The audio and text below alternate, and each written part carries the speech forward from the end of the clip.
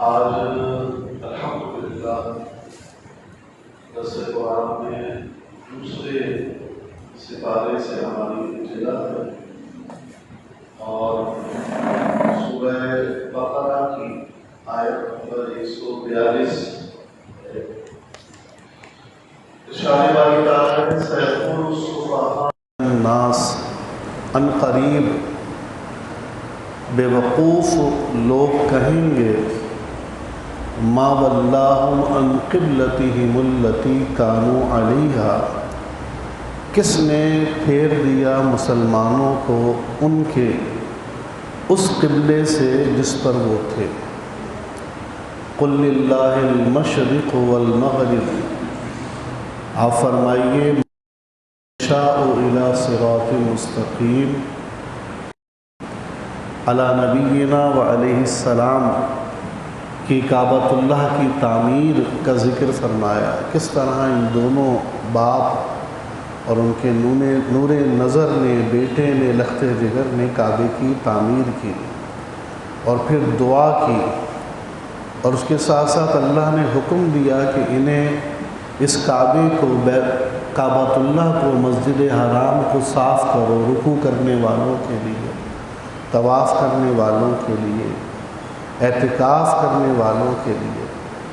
اب اللہ تبارک و تعالی جل شانہ اس آیت دوسرے سپارے میں یہاں سے جو ابتدا فرما رہا ہے اس کی وضاحت یہ ہے کہ ابتدا میں جب نماز فرض ہوئی تھی تو رسول پاک صلی اللہ علیہ وسلم کعبۃ اللہ کی طرف نہیں بلکہ بیت المقدس کی طرف منہ کر کے نماز پڑھتے تھے، اور روایات میں آتا ہے، محدثین اور شارحین فرماتے ہیں کہ حضور ایسے نماز پڑھتے تھے کہ بیت المقدس کی طرف چہرہ انور بھی رہے اور کعبۃ اللہ کو پیٹھ بھی نہ ہو، پشت بھی نہ ہو، ادب کا یہ حال تھا۔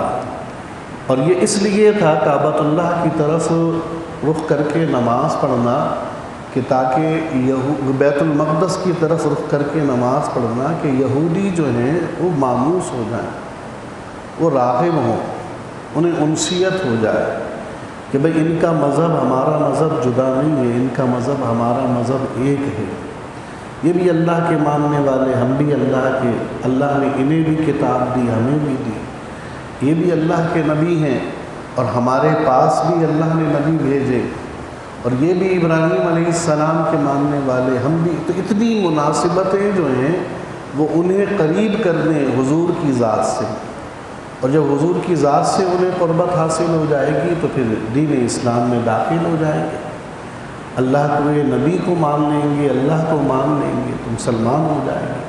لیکن یہودی، جیسا کہ پیچھے آپ نے وضاحت سے سماعت کیا کہ ہٹ دھرم قوم تھی، اور ان کے اندر بغض، عداوت، انتقام، دشمنی بھری ہوئی تھی حضور کے خلاف، مسلمانوں کے خلاف۔ وہ ٹس سے مس ہونے کے لیے تیار نہیں تھے، وہ ٹس سے مس ہونے کے لیے تیار نہیں تھے، تو ان تمام تر چیزوں کے باوجود بھی ان کے سیاہ دل پر، پتھر دل پر کوئی اثر نہیں پڑا اور پیچھے بھی آپ نے سماعت کیا کہ وہ کوئی بھی اعتراض کرنے کا موقع جو تھا وہ ہاتھ سے نہیں جانے دیتے تھے۔ ادھر رسول کریم صلی اللہ علیہ وسلم نے جب یہودیوں کے معاملات کو دیکھا اور حضور کی رغبت جو تھی وہ کعبۃ اللہ کی طرف تھی، مکے میں رہے حضور، کعبۃ اللہ میں حاضری کا شرف ہوتا تھا، اور پھر دین ابراہیمی تھا، تو آقا دو جہاں صلی اللہ علیہ وسلم جب مدینہ طیبہ تشریف لائے تو 17 مہینے مدینہ طیبہ میں کعبۃ اللہ بیت المقدس کی طرف رخ کر کے نماز پڑھی، بیت المقدس کی طرف رخ کر کے نماز پڑھی، اور پھر حضور علیہ الصلاۃ والسلام کے دل میں یہ خواہش بھی رہتی تھی کہ کعبہ جہت قبلہ جو ہے وہ کعبہ ہو جائے، یعنی اللہ حکم دے اور اللہ تبارک و تعالیٰ نے جس طرح سے دین ابراہیمی رکھا ہے اسی طرح سے قبلہ بھی ابراہیمی ہو جائے۔ تو اللہ تبارک و تعالیٰ جل شانہ نے ایک دن حضور نماز عصر کی پڑھا رہے تھے، اور عصر کی نماز کی 2 رکعت ہو چکی تھی، اور جبریل امین علیہ السلام کو اللہ رب العالمین نے حکم دے کے عین نماز میں بھیجا، اور حضور علیہ السلام کو حضرت جبریل امین علیہ السلام نے یہ حکم الہی پہنچایا کہ جو آپ کی خواہش ہے وہ کر لیجیے، اور نماز میں ہی اپنا رخ جو ہے وہ کعبے کی طرف کر لیجیے۔ اللہ اکبر! اللہ کے رسول کا مقام اس سے سمجھیے، وہ چند ایک چیزیں جو اللہ تبارک و تعالی نے قرآن مجید میں بیان کی ہیں، یہ چند ایک باتیں ہیں، ان کو کیوں پکڑ کے بیٹھتے ہیں بھائی؟ یہ بھی تو ہے، یہ بھی تو مقام ہے کہ اللہ کو اپنے حبیب کی خواہش کتنی عزیز ہے کہ وہ چاہتا تو نماز کے بعد ہی قبلے کا حکم جاری کر دیتا، اور عصر کی نماز کے بعد وحی آ جاتی، اور اللہ کے رسول صلی اللہ علیہ وسلم صحابہ کو پھیلا دیتے، جاؤ بتا دو بھئی مغرب کی نماز جو ہے وہ کعبے کی طرف منہ کر کے پڑھے عین نماز میں۔ اور یہ بات یاد رکھی جائے کہ آج بھی جو لوگ حج کرنے جاتے ہیں، عمرے کی سعادت حاصل کر چکے ہیں، تو جب مسجد ذو قبلتین میں جاتے ہیں تو وہاں دیکھتے ہیں کہ دونوں قبلے جو ہیں وہ مخالف سمت میں، اگر یہ کعبہ ہے تو وہ بیت المقدس ہے۔ تو اب اندازہ لگائیے کہ جب نماز کی حالت میں قبلہ جو ہے وہ تبدیل ہوا ہوگا، جہت تبدیل کی ہوگی، تو اس کا کیا معاملہ ہوگا؟ امام صاحب یہاں کھڑے ہیں تو وہ لوگوں کی صفوں کو چیرتے ہوئے سب سے آگے وہاں پہنچیں گے، اور پھر یہاں کے نمازی وہاں گئے ہوں گے، تو اس وقت جو ہے وہ تصور کیجئے کہ مسجد میں نماز کا ماحول کیسا ہوگا، نماز کا ماحول کیسا ہوگا۔ اسی لیے میں نے کچھ ہفتے قبل درس میں یہ بات آپ کے سامنے کی تھی کہ دین کے معاملات کو ہمیں عقل سے سمجھنا نہیں چاہیے، دین کے معاملات کو جتنا ہم مانیں گے اتنا ہم محفوظ رہیں گے، اور دین میں جتنی ہم عقل استعمال کریں گے اتنا ہم بھٹکیں گے، دشواریوں میں پڑیں گے، مشکلات کا شکار ہوں گے۔ صحابہ کرام کی کامیابی ہی یہی تھی کہ وہ دین میں عقلوں کو استعمال نہیں کرتے تھے، اور اس کا حال آپ نے دیکھا کہ صحابہ وہاں موجود تھے، یہ سب کچھ چل رہا ہے، اور صحابہ کرام جنہوں نے سمعنا و اطعنا کہہ دیا ہے، آمنا کہہ دیا ہے، وہ بھی اسی انداز سے چل رہے ہیں۔ آگے پیچھے لوگ ہو رہے ہیں، اب جب آگے پیچھے ہو گئے، امام صاحب وہاں چلے گئے، صفیں دوبارہ سے بنی، اور لوگ اپنی اپنی جگہوں سے ہٹے، چلے پھرے، اور اس کے بعد پھر تیسری رکعت وہیں سے شروع ہوئی اور چوتھی رکعت پہ اختتام ہوا، اور پھر ایک صحابی جو تھے پہلے نماز پڑھ چکے تھے، وہ جب اس مسجد سے گزرے جو مسجد ذو قبلتین آج کہلاتی ہے، تو انہوں نے دیکھا کہ بھئی یہ تو نماز دوسری طرف سے ہو رہی ہے، قبلہ تو تبدیل ہو گیا، قبلہ تو تبدیل ہو گیا۔ تو اب وہ آگے بڑھے، اور آگے بڑھ کر انہوں نے ان جگہوں کو تک خبر پہنچانی شروع کری کہ جن جگہوں پہ لوگ نماز یا تو ادا کر رہے تھے یا ادا کرنے والے تھے۔ تو انہوں نے جا کر کہا کہ میں گواہی دیتا ہوں کہ حضور اکرم، دیکھیے لوگوں کو بتانے کا انداز کیا ہے، انہوں نے کہا میں گواہی دیتا ہوں کہ حضور اللہ کے سچے رسول ہیں، حضور کو میں نے کعبے کی طرف منہ کرتے ہوئے نماز پڑھتے دیکھا ہے۔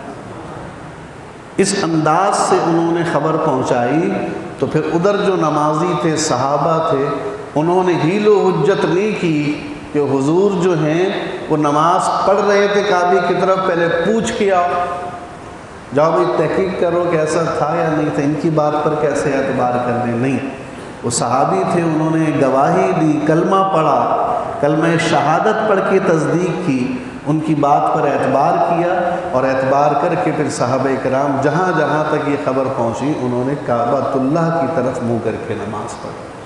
تو اس سے علماء نے ایک مسئلہ یہ بھی اخذ کیا کہ یہ خبر واحد ہے، اور خبر واحد پر صحابہ نے عمل کیا ہے، تو خبر واحد پر عمل کیا جا سکتا ہے، خبر واحد پر اعتبار کیا جا سکتا ہے۔ یعنی ایک تنہا شخص اگر کسی مسئلے کے حوالے سے بتائے دینی شرعی، تو پھر اس کی بات حجت بن سکتی ہے، بشرطے کہ وہ راوی صحیح ہو، وہ شخص صحیح ہو، اس کی حدیث صحیح ہو۔ تو یہ ہے وہ چیز، اس سے اندازہ لگائیے کہ کس انداز سے یہ معاملہ ہوا، کس مسئلے پہ، صرف حضور کی خواہش پر۔ خدا کی رضا چاہتے ہیں دو عالم، خدا چاہتا ہے رضا محمد۔ دیکھیے دونوں طرف کا معاملہ سمجھیں، دونوں طرف کا۔ اللہ حضور کی رضا چاہتا ہے، لیکن حضور بھی اللہ کی رضا چاہتے ہیں، حضور بھی اللہ کی رضا چاہتے ہیں۔ تو امتی کو ایسا بننا چاہیے، امتی کو ایسا بننا چاہیے۔ امتی تو جناب ایسا ہے کہ وہ کہتا ہے بس جو میں چاہتا رہوں وہ ہوتا رہے، یہ تیری چاہت کا کوئی اعتبار نہیں، مجھے تیری چاہت سے کوئی غرض نہیں، ہم جو چاہتے ہیں وہ ہوتا رہے، تیری چاہت کے معاملے کا تیری چاہت سے ہمیں کوئی سروکار نہیں۔ ایک طرف حضور کی چاہت ہے کہ آقا دو جہاں صلی اللہ علیہ وسلم کے دل میں یہ امید تھی کہ کعبہ قبلہ ہو جائے، تو حضور علیہ السلام کی اس خواہش کو اللہ نے نماز میں پورا فرما دیا۔ لیکن کئی ایسے مقامات پھر آپ کو آگے مختلف احادیث مبارکہ اور آیت قرآنیہ کے ذریعے پتہ چلیں گے کہ اللہ کے رسول بھی حضور اللہ کی چاہت جو تھے اس کو سب سے زیادہ فوقیت دیتے تھے، سب سے زیادہ فوقیت۔ اب جب یہ سے سارا معاملہ ہو گیا، قبلہ تبدیل ہو گیا، تو اللہ تبارک و تعالی جل شانہ نے جو کچھ مستقبل میں ہونے والا تھا، ان فیوچر ہونے والا تھا، اس کو پہلے سے بیان کر دیا۔ اس کو آج کے دور میں آپ یوں سمجھ لیجئے کہ غیب کی خبر ہے۔ تو غیب کی خبر کون دے رہا ہے؟ قرآن۔ کس کو دے رہا ہے؟ اللہ کے رسول کو۔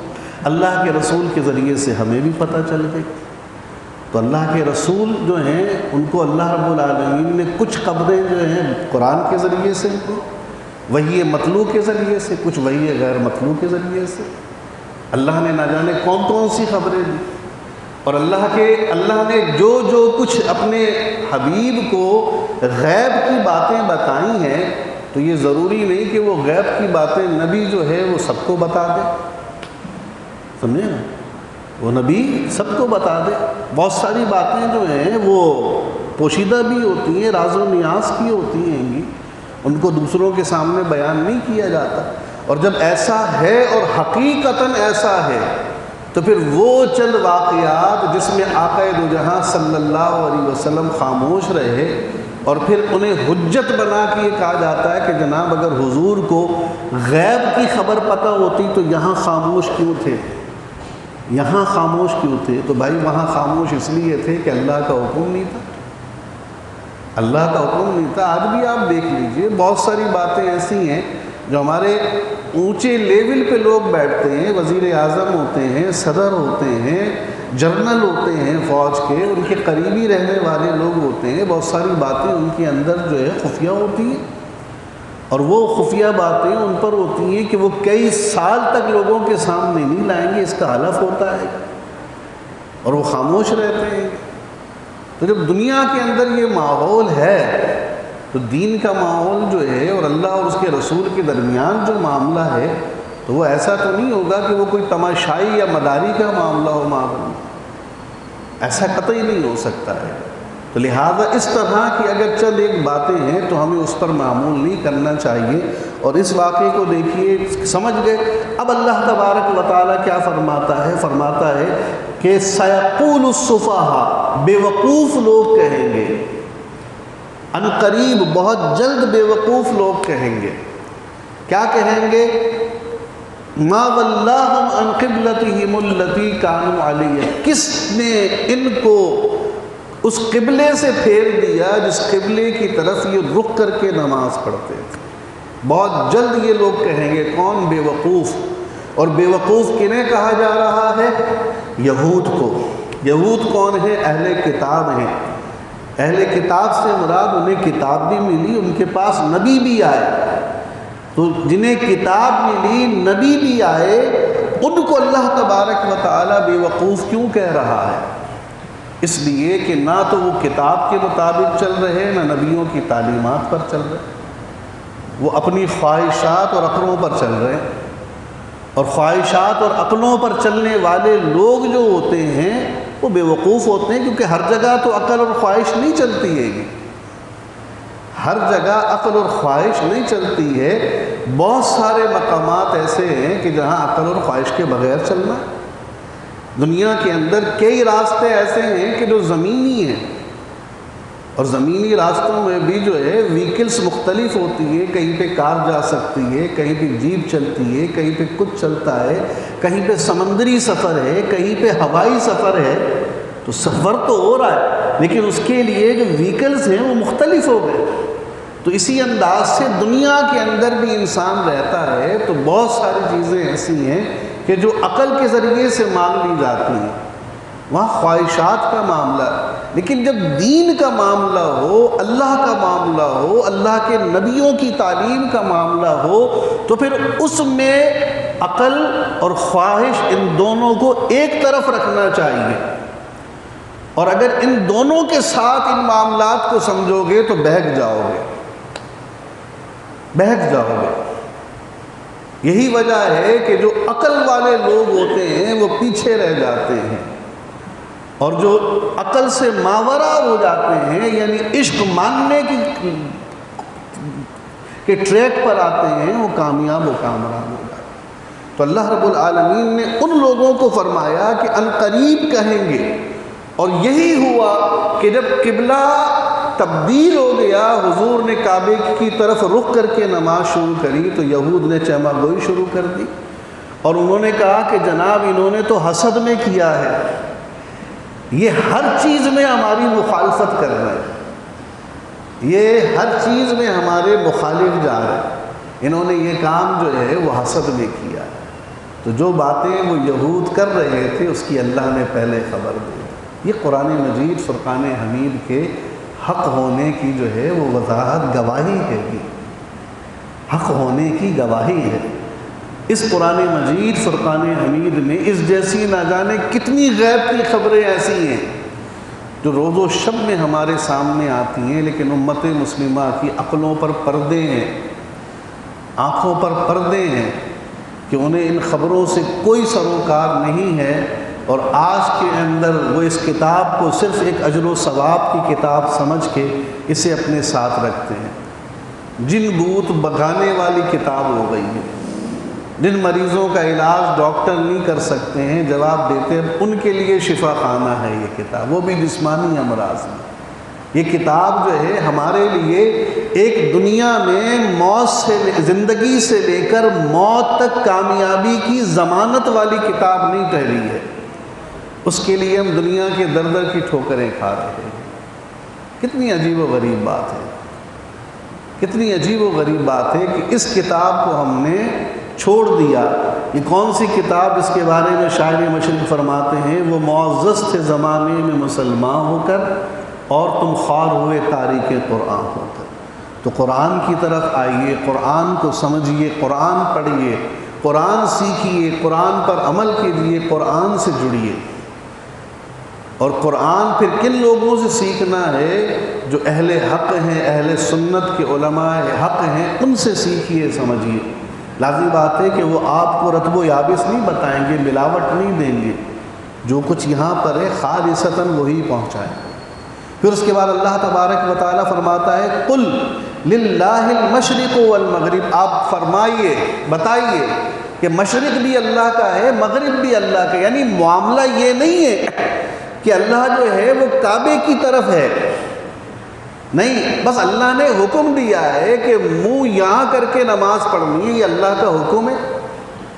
ایسا نہیں ہے کہ اللہ اس طرف ہے یا اللہ کعبے میں معاذ اللہ بیٹھا ہو، اللہ جسم سے پاک ہے، جہد سے پاک ہے، زمان و مکان کی قیود سے پاک ہے اللہ تبارک و تعالیٰ، بس حکم دیا ہے۔ اور حکم بھی کب؟ جب معلوم ہو کہ کعبہ ادھر ہے۔ حکم بھی کب؟ جب معلوم ہو کہ کعبہ ادھر ہے۔ اگر نہیں معلوم کہ کعبہ ادھر ہے تو پھر وہاں پر علماء فرماتے ہیں کہ تحری کرے، سوچے کھڑے ہو کر کعبہ کدھر ہو سکتا ہے۔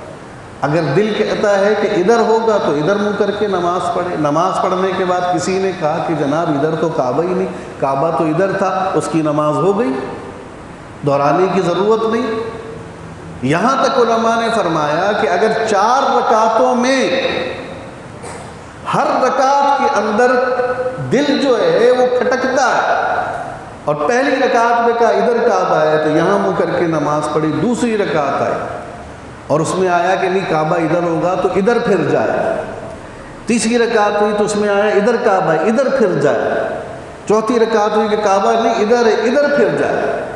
تو دل کی بات مانے، تحری کرے، سوچو بچار کرے۔ اور یہاں بھی کہا کہ اگر ایک سے زیادہ لوگ ہوں اور ایسا مقام ہو کہ جہاں پر کوئی بتانے والا نہ ہو کہ کعبہ کہاں ہوگا، تو ایک آدمی کی تحری سب کے لیے کافی نہیں ہے۔ یعنی کوئی ایسا نہیں کہ بول دیا یار حضرت نے سوچ لیا، پیر صاحب نے سوچ لیا، علامہ صاحب نے سوچ لیا، تحری کر لی، چلو ان کے پیچھے نماز نہیں۔ ہر شخص کو خود تحری کرنی ہے، سوچنا ہے کھڑے ہو کر کہ کعبہ کدھر ہو سکتا ہے۔ تو اگر ہر شخص کی تحری مختلف ہوتی ہے، کوئی ادھر، کوئی ادھر، کوئی ادھر، کوئی ادھر، کوئی ادھر منہ کر کے نماز پڑھ رہا ہے، تو نماز ایسے ہی پڑھیں گے اور سب کی نمازیں ہوں گی۔ کیوں؟ کہ نماز اللہ نے قبول کرنی ہے۔ نماز ہے بھی اللہ کی عبادت اور قبول بھی اللہ نے کرنی ہے، اور اللہ کی عبادت اللہ کے حکم کے مطابق قبول ہونی چاہیے۔ یہ یاد رکھیے، اللہ کی عبادت اسی وقت عبادت ہوگی جب اللہ کے حکم کے مطابق ہو، اور اللہ کے حکم کے مطابق نہ ہو بلکہ اپنی خواہش مزاج کے مطابق ہو، آرام سکون کے مطابق ہو، تو وہ اللہ کی عبادت نہیں، وہ نفس کی عبادت ہے، وہ نفسانی خواہشات کی عبادت۔ پھر اس کے بعد اللہ فرماتا ہے یہدی من یشاء الی صراط مستقیم۔ دیکھیے کتنی بڑی بات اللہ رب العالمین نے فرمائی ہے کہ جو لوگ پیچھے جن کا ذکر کیا کہ جنہوں نے نبی کی وجہ سے قبلہ تبدیل کر لیا، جہت قبلہ تبدیل ہو گئی، انہوں نے کوئی بات نہیں سوچی کہ یار ایسا کیسے ہو گیا، یہ کیا وہ کیا۔ اللہ تبارک و تعالیٰ فرماتا ہے اللہ جسے چاہتا ہے سیدھی راہ دکھاتا ہے۔ کون سی سیدھی راہ؟ وہی سیدھی راہ جس کی ہم صبح و شام نماز میں تکرار کرتے ہیں، اہدنا الصراط المستقیم۔ ہم اللہ سے التجا کرتے ہیں یا اللہ ہمیں سیدھی راہ چلا دے، یا اللہ ہمیں سیدھی راہ چلا دے، یا اللہ ہمیں سیدھی راہ چلا دے۔ تو سیدھی راہ چلنے کے لیے پھر انسان کو سیدھی راہ کے حوالے سے متلاشی بھی رہنا پڑے گا، متلاشی بھی ہونا پڑے گا، تلاش بسیار بھی کرنی پڑے گی، سیدھی راہ بیٹھ کے نہیں ملے گی۔ تو اللہ تبارک و تعالیٰ نے فرمایا کہ جب انسان اللہ کی طرف کی ماننا شروع کر دیتا ہے، گویا کہ اس سے پتہ یہ چلا تو اللہ کی ماننے کے بعد پھر انسان کو اللہ تبارک و تعالیٰ سیدھے راستے پر لے آتا ہے۔ تو لہٰذا اگر سیدھا راستہ چاہتے ہیں تو اللہ کو ہی ماننے والے. دیکھیے ایک تو ہے اللہ کو ماننا، ایک ہے اللہ کو ماننا اور ایک ہے اللہ کی ماننا. ہمیں ان دونوں میں فرق سمجھ میں نہیں آتا.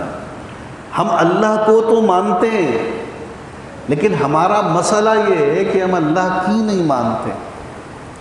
ہم اللہ کی نہیں مانتے. بات سمجھ رہے ہیں نا؟ اللہ کی ماننے میں ہم ڈیفالٹر ہو جاتے ہیں. اسی لیے ہمارے مسائل ہیں، اسی لیے ہماری نمازیں ہمارے سکون کا سبب نہیں ہے، اسی لیے ہماری پریشانیاں ہیں، کیونکہ ہم اللہ کو مان کر اللہ کی نہیں مان رہے. اللہ کی نہیں مان رہے. بالکل ایسے ہی ہم جیسے ایک ملک میں رہتے ہیں، ہم کہتے ہیں ہم اس ملک کے باشندے ہیں، پاکستانی ہیں، لیکن اس کے قانون کو ہم نہیں مانتے. ہم توڑتے ہیں قانون، تو نتیجہ کیا ہوگا کہ جگہ جگہ پرچے کٹیں گے، جگہ جگہ چالان ہوں گے، FIR ہوں گی، یہ ہوگا وہ ہوگا. تو ہم اس ملک کے ایک ایسے شہری بنیں گے کہ جو شہری جو ہے امن کی ضمانت نہیں ہے، تو پھر اس کی زندگی ساری کی ساری جو ہے وہ چھپتے چھپاتے دوڑتے بھاگتے گزرے، دوڑتے بھاگتے گزرے. تو اس چیز میں ہمیں سمجھنا چاہیے کہ اللہ کو ماننے والے جو ہے وہ اللہ کی بھی مانیں، اللہ کی بھی. پھر ارشاد فرمایا وَكَذَلِكَ جَعَلْنَاكُمْ أُمَّةً وَسَطًا لِتَكُونُوا شُهَدَاءَ عَلَى النَّاسِ وَيَكُونَ الرَّسُولُ عَلَيْكُمْ شَهِيدًا.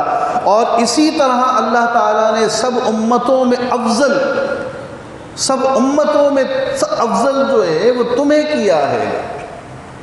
جتنی امتیں آئیں، انبیاء آئے تو ان کی امتیں تھیں، اور جب ان کی امتیں تھیں تو ان تمام تر امتوں میں سے سب سے افضل کون ہے؟ سب سے افضل جو ہے وہ امت محمدی صلی اللہ علیہ وسلم. اور یہ افضلیت کوئی ہمارے جو ہے اچھے کاموں کی وجہ سے نہیں ہے، یہ حضور کے صدقے میں ہے، یہ حضور کے صدقے میں ہے، یہ حضور کی سمجھ لیجیے خیرات ہے کہ اللہ نے ہمیں افضل امت بنایا ہے، افضل امت. لیکن اس افضلیت کو برقرار رکھنا ہمارے لیے ضروری ہے. اللہ نے کچھ کام ہمیں سونپے ہیں، اللہ نے کچھ کام ہمیں سونپے ہیں. وہ کام کیا ہے کہ اگر ہم افضلیت اپنی برقرار رکھنا چاہتے ہیں تو پھر یاد رکھیے کہ اللہ نے ہمیں امر بالمعروف و نہی عن المنکر کا کام سونپا ہے. امر بالمعروف، نیکی کا حکم دیں، اور نیکی کا حکم اس وقت تک نہیں دے سکتے جب تک خود نیک عمل نہ کریں، خود نیکی نہ کریں. اور نہی عن المنکر کریں، یعنی برائی سے روکنے والے بنیں. اور برائی سے روکنے والے اس وقت تک نہیں ہوں جب تک خود برائی سے نہ روکیں، جب تک خود برائی سے نہ روکیں. تو لہٰذا امر بالمعروف و نہی عن المنکر کے فریضے کو انجام نہیں دیں گے تو اللہ تبارک و تعالی جل شانہ ہمارے افضلیت کے حوالے سے جو معاملہ ہے پھر کسی اور کے سر پہ رکھے گا. پھر لازمی بات ہے کہ ہمارے معاملات جدا ہوں گے. پھر ہمارے لیے عزت کا معاملہ جو ہے وہ نظر نہیں آئے گا جیسے آج ہمارا حال ہے، جیسے آج ہمارا حال ہے. پھر ہمارے لیے مسائل جو ہے وہ دنیا کے اندر خیر کے نہیں ہوں گے، شر کے پیدا ہو جائیں گے. تو لہٰذا اس چیز کو ہمیں سمجھنا چاہیے. پھر اللہ رب العالمین ارشاد فرماتا ہے لِتَكُونُوا شُهَدَاءَ عَلَى النَّاسِ وَيَكُونَ الرَّسُولُ عَلَيْكُمْ شَهِيدًا. ہاں اس لیے بھی اللہ نے افضل رکھا تاکہ لوگوں پر گواہ ہو جاؤ. وہی امر بالمعروف و نہی عن المنکر کا معاملہ اور دیگر چیزوں میں کہ کس طرح سے گواہ بروز محشر جب قائم ہوگا، میدان محشر لگے گا، اور پھر حضرت آدم سے لے کر قیامت تک سور پھونکے جانے تک سب لوگ جمع ہوں گے. اربوں خربوں کی تعداد انسانوں کی ہوگی، اور ان تمام تر انسان جب دیکھیں گے کہ آج تو ماحول ہی جدا ہو گیا بھائی، آج تو پتہ ہی نہیں چلتا کون سی سائنس ٹیکنالوجی چل رہی ہے. سورج سبا نیزے پر ہے، تانبے زمین تانبے کی ہے، پسینے میں ڈبکیاں لگ رہی ہیں، دن ہے ختم ہونے میں نہیں آتا، 50,000 سال کے برابر ہے. اب لوگ حیران و پریشان ہوں گے، اور جب حساب کتاب شروع ہوگا تو اور مسئلہ، ساری چیزیں الٹ ہیں. تو اس وقت جب ان سے پوچھا جائے گا کہ تم نے یہ کیوں کیا، یہ کیوں کیا، تو وہ ان کے جواب دینے کی بجائے کہیں گے اللہ ہمیں تو کسی نے بتایا ہی نہیں، ہمارے پاس تو کوئی نبی آیا ہی نہیں، ہمارے پاس تو تیرا پیغام ہی نہیں پہنچا، ہم تک تو توحید کی اذان ہی نہیں پہنچی، ہمارے پاس تو کوئی فرستادہ ہی نہیں آیا۔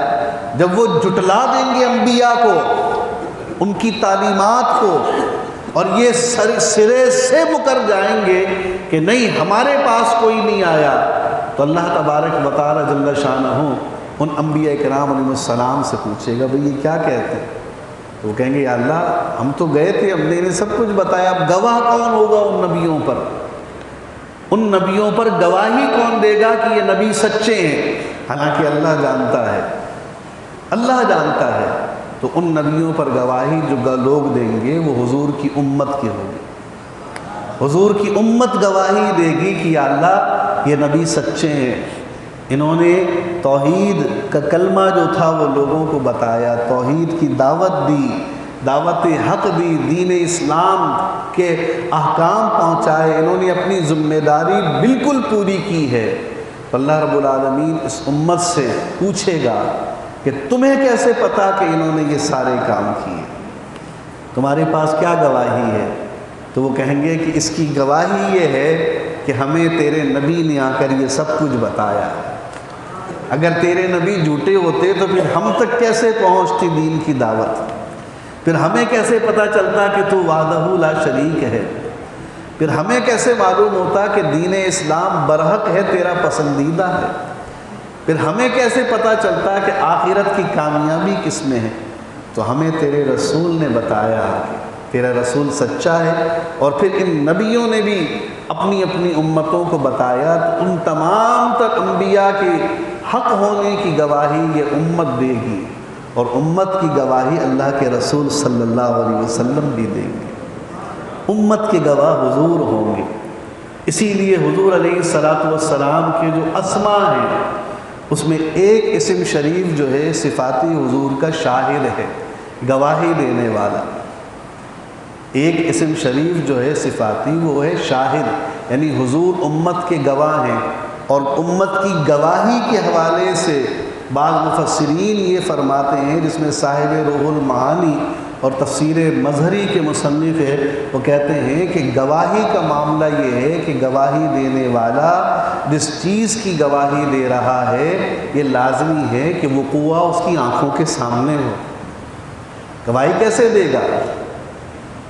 جو واردات جو معاملہ ہے وہ آنکھوں کے سامنے ہو، تو جبھی تو وہ گواہی دے گا۔ تو اس سے گویا کہ وہ مفسرین یہ بتاتے ہیں کہ حضور امت کے گواہ ہیں، تو امت کے اعمال حضور کے سامنے ہیں گے۔ یہ سبحان اللہ کہنے کا بھی موقع ہے، لیکن یہ نظر شرم سے جھکانے کا بھی موقع ہے۔ سبحان اللہ اس لیے کہ اللہ نے اپنے نبی کو کیا مقام دیا جناب، اللہ اکبر۔ اعلیٰ حضرت فرماتے سب سے اعلیٰ والا ہمارا نبی، سب سے بالا والا ہمارا نبی، ایسے ہی تھوڑی فرمایا، یہ تو سبحان اللہ، لیکن اس کے ساتھ ساتھ یہ نظر جھکانے کا موقع اس لیے عزیزان گرامی ہے گا کہ حضور اپنی امت کے گواہ ہیں، تو امت سوچے اس کے اعمال کیا ہیں، امت بھی تو سوچے۔ یہ امت بے نمازی ہے، حضور اس امت کو بے نمازی دیکھ لیں، امت دین کی مخالف ہے، امت دنیا داری میں گرفتار ہے، امت لہو لعب کا شکار ہے، امت جو ہے وہ ہائے پیسہ، امت جو ہے علماء سے دور ہے، اہل حق سے دور ہے، امت دنیا داروں کے تلوے چاٹ رہی ہے، آخرت فراموش ہو چکی ہے گی، یہ امت کا حال ہے۔ اس امت کا معاملہ جو ہے وہ یہ ہے، تو آج کیا حال ہے گا ہمارا؟ تو ہمیں اپنے اعمال جو ہے وہ سدھارنے ہوں گے، ہمیں اپنے اعمال کو بہتر بنانا ہوگا۔ اسی لیے فرمایا کہ وَيَكُونَ الرَّسُولُ عَلَيْكُمْ شَهِيدًا، اور یہ رسول تم پر گواہ ہوں، نگہبان ہوں۔ وَمَا جَعَلْنَا الْقِبْلَةَ الَّتِي كُنْتَ عَلَيْهَا إِلَّا لِنَعْلَمَ مَن يَتَّبِعُ الرَّسُولَ۔ اب انشاءاللہ تبارک و تعالی اس آیت مبارکہ کے حصے سے ہم اگلے درس حدیث میں جو ہے وہ گفتگو کریں گے۔ اللہ تبارک و تعالی سے دعا ہے کہ جو کچھ سنا اس پر عمل کرنے کی توفیق عطا فرمائے۔ وما علی الا البلاغ المبین۔ بسم اللہ الرحمن الرحیم، صلی اللہ علی حبیبہ محمد و آلہ و اصحابہ وسلم۔ باری تعالیٰ یا رب العالمین یہ درس قرآن جو کچھ ہم نے سنا ہے اپنی بارگاہ میں اسے قبول فرما، تیری امت کی رشد و ہدایت کے لیے، اصلاح کے لیے باری تعالیٰ اس کا اہتمام کیا گیا ہے، باری تعالیٰ قبول فرما لے۔ الہی جو کچھ سنتے ہیں اوامر سے ہے اس پر عمل کرنے کی توفیق دے، نہیں سے ہے باری تعالیٰ اس سے بچنے کی توفیق دے۔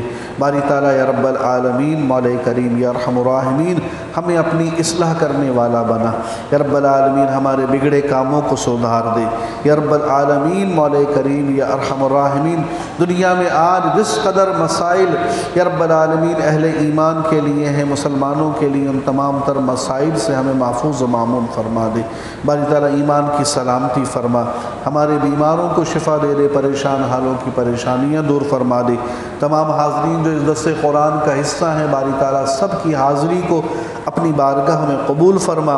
وصلی اللہ تعالی علی خیر خلقہ محمد وآلہ وصحبہ اجمعین برحمتک یا ارحم الراحمین۔